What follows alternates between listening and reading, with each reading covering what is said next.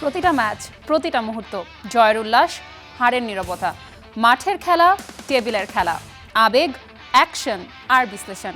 খেলা যেমন, খবরটাও ঠিক তেমন গরমাগরম। Welcome to Star Play. সাথে আছি আমি রানা জারিন। শুরুতেই শিরোনাম। সিলেট টেস্টে লিটন দাসের ক্লাসিক্যাল ব্যাটিং, এলকেডির ক্যারিয়ারের ষষ্ঠ সেঞ্চুরি, বাংলাদেশের প্রথম ইনিংসের সংগ্রহ 278।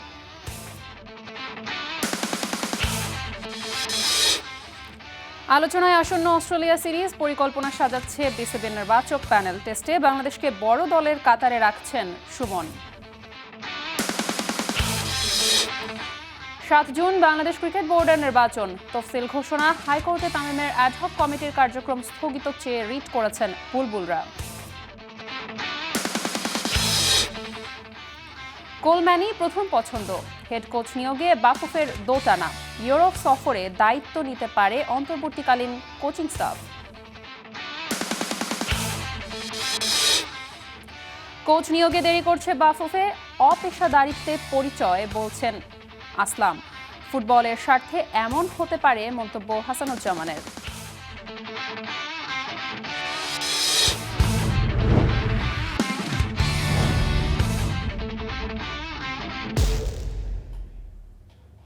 শুরুতেই লাক্কাতুরা টেস্টের খবর। সিলেট সাক্ষী হলো লিটনের ক্লাসিক্যাল ব্যাটিংয়ের। তার টেস্ট ক্যারিয়ারের ষষ্ঠ সেঞ্চুরিতে পাকিস্তানের বিপক্ষে শেষ টেস্টে নিজেদের প্রথম ইনিংসে 278 রানে অল আউট বাংলাদেশ। এলকেডি ছাড়া 30 রানের গন্ডিও পার হতে পারেনি কোনো টাইগার ব্যাটার। জবাব দিতে নেমে বিনা উইকেটে 21 রানে দিন শেষ করেছে অতিথি দল। ফলে 257 রানে পিছিয়ে থেকে দ্বিতীয় দিন শুরু করবে ম্যান ইন ব্লু। সিলেট থেকে ইখতিয়ার মাহমুদের ক্যামেরায় মাহবুব রিমনের ম্যাচ রিপোর্ট।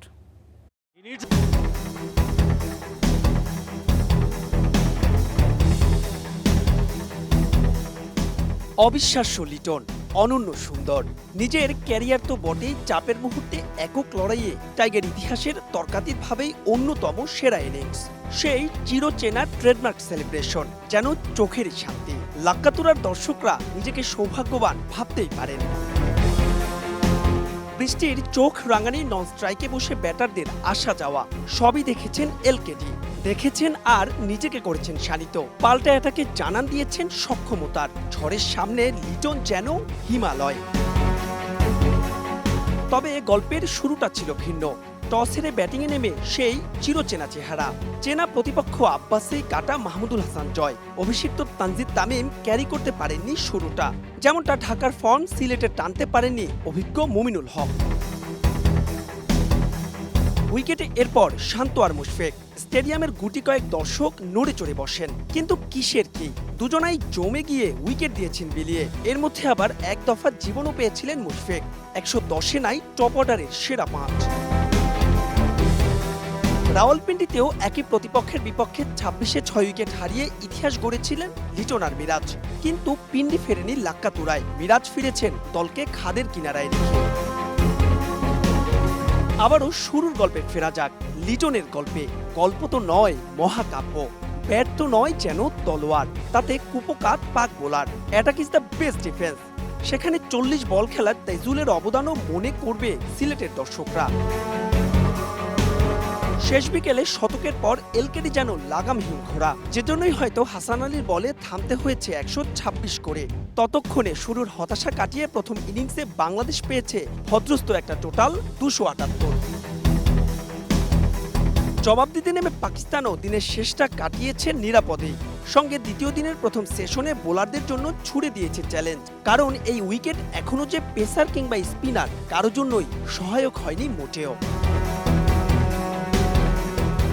লাক্কাতুরায় শুধুমাত্র শতক বলেই নয়, বৈরী কন্ডিশনেও লিটন দেখালেন কিভাবে চাপের মুহূর্তে ব্যাটিংটা করতে হয়। আর তার ব্যাটেই প্রথম দিনটা বাংলাদেশ পাকিস্তান সমানে সমান। দ্বিতীয় দিনের প্রথম সেশনের কঠিন চ্যালেঞ্জই অপেক্ষা করছে বোলারদের জন্য। উতরাতে পারবেন তো নাহিদ শরীফুলরা? মাহবুব রিমন, স্টার প্লে, সিলেট আন্তর্জাতিক ক্রিকেট স্টেডিয়াম, সিলেট। রাওয়ালপিন্ডির চেয়েও পরিস্থিতির বিবেচনায় লাক্কাতুরা টেস্টের শতককে এগিয়ে রাখছেন লিটন কুমার দাস। তার মতে, প্রথম দিকে চ্যালেঞ্জ থাকলেও এখন উইকেটে ব্যাট করাটা অনেক সহজ। দলে নিজের রোলটা জানান এলকেডি। শরীফুল তাইজুলকে দিলেন আলাদা ধন্যবাদ। আমাদের টেলে যারাই ব্যাটিং করছে, তাইজুল ভাই, তাসকিন, শরীফুল, এই তিনজন ব্যাটসম্যানই অনেকগুলো বল খেলেছে, যেটা একটা বিগ টোটাল। দেখেন, স্বাভাবিক তারা তো রান করবে না, রান তো আমাকেই করতে হবে, যে ব্যাটসম্যান হিসেবে রান করার দায়িত্বটাও আমার। বাট ওরা যখন উইকেটে থাকে, লাইফটা ইজি হয়ে যায় আমার জন্য। রাহুল পেন্ডিতেও সেম ছিল, যে মিরাজ একটা ব্যাটসম্যান, অনেকক্ষণ ইনিংস অলমোস্ট আমার 80 রানের মতন ছিল, তো 20 রান আমাকে কষ্ট করতে হয়েছে। মানে আজকেরটা টোটালি ডিফারেন্ট। আমি মনে হয় যখন 2 বা 3 রানে, তখনই তাইজুল ভাই স্ট্রাইকে আসে। সেঞ্চুরি এটা মানুষ বলে করে করতে পারে না, আর আমি এটা নিয়ে খুব একটা চিন্তিতও না যে সেঞ্চুরি করা লাগবে। আমার টার্গেট ছিল যে রানটা কীভাবে বোর্ডে আসে, কারণ যে সময়টা তাইজুল ভাই আসছে, আমাদের বোর্ডে রান মাত্র 110 কি সামথিং এরকম, হ্যাঁ 16। তো আমার টার্গেট ছিল যে কীভাবে টিমটা একটা 200 রান পর্যন্ত নিয়ে যাওয়া যায়। আসন্ন অস্ট্রেলিয়া সিরিজের খবর। পাকিস্তান টেস্ট সিরিজের মধ্যেও নির্বাচক প্যানেলের মাথায় আছে আসন্ন অস্ট্রেলিয়া সিরিজের খবর। হোম অ্যান্ড অ্যাওয়ে 2 সিরিজ নিয়েই তারা আলোচনা করছেন, এবং হাবিবুল বাশার সুমন বলছেন র্যাঙ্কিং নয়, সাম্প্রতিক পারফরমেন্সে টেস্ট ক্রিকেটে বাংলাদেশ অবশ্যই বড় দল। মাহবুব রিমনের আরও একটি রিপোর্ট। হাতে হাত, কাঁধে কাঁধ, একটা সুখী পরিবারের গল্প। লাক্কাতুরা টেস্টের প্রথম দিনটা বাদ দিলে গেল মাস 6 যেন স্বপ্নের দিন পার টাইগার ক্রিকেটে। তারপরেও র্যাঙ্কিং বলছে 2027 বিশ্বকাপ ঝুলে আছে সমীকরণে। ওয়েস্ট ইন্ডিজ, পাকিস্তান আর নিউজিল্যান্ডের পর ওয়ানডে ফরম্যাটে টাইগারদের নেক্সট অ্যাসাইনমেন্ট তাসমান সাগর পারের আরেক দল অস্ট্রেলিয়া। রঙিন পোশাকের সিরিজের জন্য ইতোমধ্যে তারা ঘোষণা করেছে শক্তিশালী স্কোয়াড। প্রশ্ন তাই, বাংলাদেশের দলটা জানা যাবে কবে? আমাদের তো একটা সেট আপ দাঁড়িয়েই আছে। সো নতুন বাইরে যারা আছে তারা কেমন করছে সেটা আমরা ফলো করছি। সো দেখা যাক শেষ পর্যন্ত ওরকম তেমন কেউ এক্সট্রাঅর্ডিনারি আউটস্ট্যান্ডিং পারফরমেন্স করে কিনা। যেহেতু হোমে খেলা, আমরা একটু দেরিতে দিব, সেই সুযোগটা আছে। তার জন্য আমরা হয়তো আর একটু দেখে ডিপিএল ম্যাচগুলি দেখে, তারপরে যদি নতুন কাউকে কেউ তেমন কিছু করছে কিনা সেসব দেখে পরে আমরা দলটা দিব। ওয়ানডের পাশাপাশি আলোচনায় চলতি বছরের আগস্টে 23 বছর পর টেস্ট খেলতে টাইগারদের অস্ট্রেলিয়া সফর। খালি চোখের র্যাঙ্কিং বলে একের সঙ্গে 9-এর লড়াই হয়তো হতে পারে অসম, কিন্তু বাস্তবতা সাম্প্রতিক সময়ে শান্তর নেতৃত্বে বাংলাদেশ খেলছে ফেয়ারলেস ক্রিকেট, যা স্তুতি যোগাচ্ছে পার সমালোচকদেরও। প্রধান নির্বাচকেরও বিশ্বাস, টাইগাররা এবার বিনা যুদ্ধে নাহি দেবে সূচাগ্র মেদিনী। আমাদের দলটা এখন অনেক পরিণত। আমার মনে হয় অস্ট্রেলিয়াকে আমরা একটু হলে চ্যালেঞ্জ ছুড়ে দিতে পারবো এবারে টেস্ট সিরিজে। যেখানে খেলা ডারউইন কেয়ার্ন, সেটা ঠিক অস্ট্রেলিয়ার যেরকম কন্ডিশন আমরা চিন্তা করি তেমন না, আমরা আগে খেলেছি সেখানে। আর আমার মনে হয় আমাদের দলটা এখন পরিণত। Australia is a very good side, ranking world number 1 side, এবং বাস্তব বলে যে আমরা কিন্তু র্যাঙ্কিং অনেক পিছিয়ে আছি। সো র্যাঙ্কিংয়ের ব্যবধানটা অনেক বড়, বাট আমার মনে হয় যে র্যাঙ্কিংয়ের ব্যবধানটা ঠিক আমাদের দলটা কতখানি সেটা শো করছে না, এটা আমি স্ট্রংলি বিলিভ করি। আমি আশাবাদী এবং আমি বিশ্বাস করি এবারে ট্যুরটা অন্য যে কোনো ট্যুরতে ভালো হবে। বাংলাদেশের বিপক্ষে আসন্ন টেস্ট সিরিজের জন্য অস্ট্রেলিয়ার নির্বাচক প্যানেল ওয়ানডে সিরিজে বিশ্রাম দিয়েছে স্টার্ক, কামিন্স, হ্যাজেলউডদের। তবে অজি কন্ডিশনে নাহিদ, তাসকিন, শরীফুলদের নিয়েও রোমাঞ্চিত বাশার। বলছেন, ভয় পাও অস্ট্রেলিয়া, ভয় পাও। আগে যেমন আমরা খেলতে যেতাম, আমাদের পেস বোলিং কন্ডিশন দিতে কেউ চিন্তা করতো না, এখন না একটু চিন্তা করবে। আমাদের পেস বোলিং কন্ডিশন, আমাদের পেস বোলার মধ্যে সেখানে আমি বলবো না পুরোপুরি পৌঁছেছে, কিছুটা পৌঁছাতে পেরেছে, যেখানে কন্ডিশন দেওয়ার ব্যাপারে প্রতিপক্ষ একটু বিবেচনা করবে যে ওই দলে কিছু ভালো ফাস্ট বোলার আছে। অস্ট্রেলিয়ার বিপক্ষে টেস্ট সিরিজের আগে জিম্বাবুয়ের বিপক্ষে 2টো টেস্ট ম্যাচ আছে বাংলাদেশের, কিন্তু আইসিসির টেস্ট সাইকেলের অংশ না হওয়ায় যেখানে বিশ্রাম মিলতে পারে একাধিক পেসারের। Mahbub Rimon, Star Play, Sylhet. 7 June হবে বাংলাদেশ ক্রিকেট বোর্ডের নির্বাচন। হয়েছে তফসিল ঘোষণা। 22 তারিখের মধ্যে হবে মনোনয়ন দাখিল। এরপর যাচাই বাছাই শেষে নির্বাচন তফসিল ঘোষণার দিনে হাইকোর্টে তামিম ইকবালের অ্যাডহক কমিটির কার্যক্রম স্থগিত চেয়ে রিট করেছেন আগের বোর্ডের সভাপতি আমিনুল ইসলাম ও 11 পরিচালক। আবারও মুখোমুখি অবস্থানে আমিনুল ইসলাম ও তামিম ইকবালের বোর্ড। একই দিনে হয়েছে বিসিবি নির্বাচনের তফসিল ঘোষণা, সেই দিনই হয়েছে হাইকোর্টের রিট। 7 জুন বাংলাদেশ ক্রিকেট বোর্ডের নির্বাচন। হয়ে গেছে তফসিল ঘোষণা। 20 ও 21 মে হবে মনোনয়ন বিতরণ। দাখিল 21 ও 22 মে। প্রার্থী তালিকা প্রকাশ হবে 23 মে। আপিল ও শুনানি 24 ও 25 মে। চূড়ান্ত প্রার্থী তালিকা প্রকাশ হবে 25 মে। এরপর নির্বাচন। পরিচালক পদে ক্যাটাগরি 1 থেকে 10 জন হবেন নির্বাচিত পরিচালক, ক্যাটাগরি 2 থেকে হবেন 12 জন, আর ক্যাটাগরি 3 থেকে হবেন 1 জন পরিচালক। নির্বাচনের তফসিল ঘোষণার 3 দিন আগে হয়েছে 3 সদস্যের নির্বাচন কমিশন, সেই কমিশনের অধীনেই হবে নির্বাচন। তফসিল ঘোষণার একই দিনে হাইকোর্টের রিট করেছে আগের বোর্ডের সভাপতি আমিনুল ইসলাম ও 11 জন পরিচালক। সেখানে বেশ কিছু বিষয় উল্লেখ করেছেন তারা। আগের সভাপতি আমিনুল ইসলাম বুলবুল এবং তার সাথে আরও 11 পরিচালক মিলে মোট 12 জন মিলে হাইকোর্টে একটি রিট করেছেন। সেই রিটে বলা হয়েছে যে তামিম ইকবালের নেতৃত্বাধীন যে অ্যাডহক কমিটি আছে সেই অ্যাডহক কমিটির যে কার্যক্রম সেটাকে আপাতত স্থগিত করার জন্য, এবং সেখানে দাবি করা হয়েছে বিসিবির নির্বাচিত সেই কমিটিকে বিনা নোটিশে, বিনা আইন প্রয়োগের মাধ্যমে, বিনা আইনি কারণ ছাড়াই তাদেরকে এই জায়গা থেকে সরিয়ে দেওয়া হয়েছে, যেটা আইনের লঙ্ঘন। এবং তারা এখনও দাবি করছেন যে তারা এই বৈধ বাংলাদেশ ক্রিকেট বোর্ডের নির্বাচিত কমিটি। একদিনে হাইকোর্টের রিট, আরেকদিকে নির্বাচনের তফসিল ঘোষণা, আবারও ঘোলাটে অবস্থা বাংলাদেশ ক্রিকেট বোর্ড ঘিরে। Mamunur Rashid, star play, Dhaka. Head coach নিয়োগে এখনও দোটানায় বাফুফে। যদিও বোর্ডের প্রথম পছন্দ ক্রিস কোলম্যান, তবুও শঙ্কাটা থেকেই যাচ্ছে। আসলে এই সব কিছুর মধ্যে মিকেলের মতো কোলম্যানও কি মুখ ফিরিয়ে নেবেন? শঙ্কাটা আসলে কোথায়, সমস্যাটা কোথায় হচ্ছে? রহমান পেয়ারের এক্সপ্লেইনার। আরহাম ইসলামকে না পাওয়ার কষ্ট এখনো ফুটবল ফ্যানদের মনে। অস্ট্রেলিয়া অনূর্ধ্ব 20 দলে ডাক পেয়েছেন, অথচ বাফুফের টেকনিক্যাল ডিরেক্টর সাইফুল বারী টিটু আরহামকে বলেছিলেন অপেক্ষা করো, এখনো তোমার সময় হয়নি। টিটুদের গড়ি মসির কারণেই নেইমারদের গুরু রোজারিও মিকেল মুখ ফিরিয়ে নিয়েছেন। এবার কি তবে ক্রিস কোলম্যানকেও হারাতে হবে? বাংলাদেশ দল ভারতকে হারিয়েছে, হংকং সিঙ্গাপুরের বিপক্ষে মাঠ কাঁপিয়েছে। হামজা চৌধুরী, সমিত সোম, জায়ান ফাহমিদুল, অরিজিন ফুটবলারদের নিয়ে বাংলাদেশ এখন স্বপ্ন দেখছে, কিন্তু এই স্বপ্নের যাত্রাকে সামনে এগিয়ে নেয়ার জন্য যে জিনিসটা সবচেয়ে বেশি দরকার, একজন আন্তর্জাতিক মানের হেড কোচ, সেটা এখনো নিশ্চিত হয়নি। বাফুফে একের পর এক ডেডলাইন দিচ্ছে, আর একের পর এক সেই ডেডলাইন মিস করছে। কেন? 2025 সালে বাংলাদেশ ফুটবলে যা হয়েছে সেটা অনেকটা রূপকথার মতো। হামজা চৌধুরী জাতীয় দলে এসেছেন, সমিত সোম এসেছেন, এরপর অরিজিন ফুটবলারদের একটা ঢেউ আসছে। এই নতুন মুখগুলো মাঠে নামতেই দর্শক গ্যালারিমুখী হয়েছে। ভারতের বিপক্ষে ম্যাচে প্রায় 24,000 দর্শক, হংকং ম্যাচে 22,000-এর বেশি টিকিট বিক্রি, সিঙ্গাপুর ম্যাচে 21,000-এরও বেশি মানুষ মাঠে। শুধু দর্শক না, টাকার অঙ্কটাও দেখুন। এই 3টা মাত্র ঘরের ম্যাচ থেকে বাফুফে আয় করেছে 4,07,874 টাকা। টিকিট বিক্রি, সম্প্রচার সত্ত্ব, বিজ্ঞাপন সব মিলিয়ে এই 3টা ম্যাচ থেকে যদি এত আয় হয়, তাহলে সারা বছর ঘরের মাঠে যদি 6 থেকে 8টা ম্যাচ আয়োজন করা যায়, আয়ের অঙ্কটা কোথায় যেতে পারে? কোচ ইস্যুতে বাফুফের দোটানা কেন? হেড কোচের আসনটা এখন ফাঁকা।